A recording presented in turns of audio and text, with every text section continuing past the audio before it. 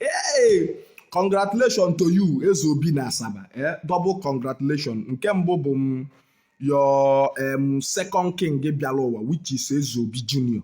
Then nke bụ abụrụ your new welcome newly hotel. Ezeobi enwego hotel na abụ kịta. Let us wish him congratulations on his new hotel. Unu n'anya na hotel ya ka ọ nọ mee this video now, and the hotel is about rounding up. You got that? So na hotel ya ka ọ nọ mee this video now. Congratulations to him. You get it? So Ezeobi go see his new hotel. Mana before go see the hotel, o nwee ife okwu. Ọ sị gị nwa ife afọ ị na-eme egosi na ya na-apụta kwechili endekwana mmadụ anya n'ihu asịkwana na-asị maka agụụ bịa ị nwere excuse ị ga-enye tomorrow na agụụ gụ. Ị nwekwe excuse ị ga-enye echi niile ma agụụ bịa. So gị kwechilu na ya nwa kwechilu nke gwogide ọgwụ lụọ first hotel lụọ second hotel. You get it? So congratulations to you, alụsi ego Ezeobi na Asaba. Triple P. No apologies. Already made. Agụkpo.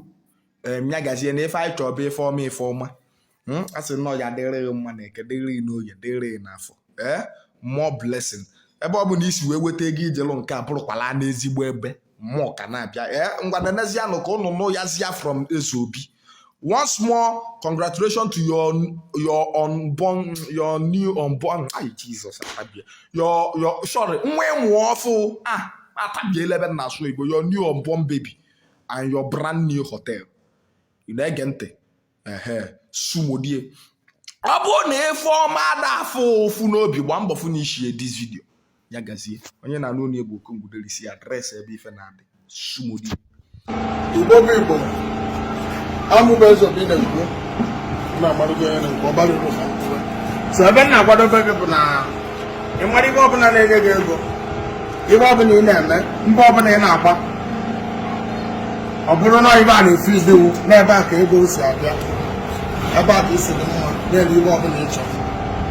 Emekwana ibere nke na-emesi ike, emekwana ibere na nwekwa na-emere ibe ya. Ebe ọbụla ọ sọrọ onye kwuo onye kwucha ebe nza na-emechiri onwe gị ebe ị na-eme ike maka na ọkọ dị iche nwekwa onye ga-enye gị. Amụba Ezeobi na-agwa etu njikwa gị ka o si dị. So ebe ọbụla ọsọ mmadụ kwuo kụpụ ntị ma ka o nwere ebe ị nọ. Ụfọdụ ndị enyi nwoke na-abụ abụọ mgbasị m Ezeobi ma nnukwu ya ma na-ejiri ike abụ m na online. Abụrụ m content creator nwere ibe m na-abịa online n'ime.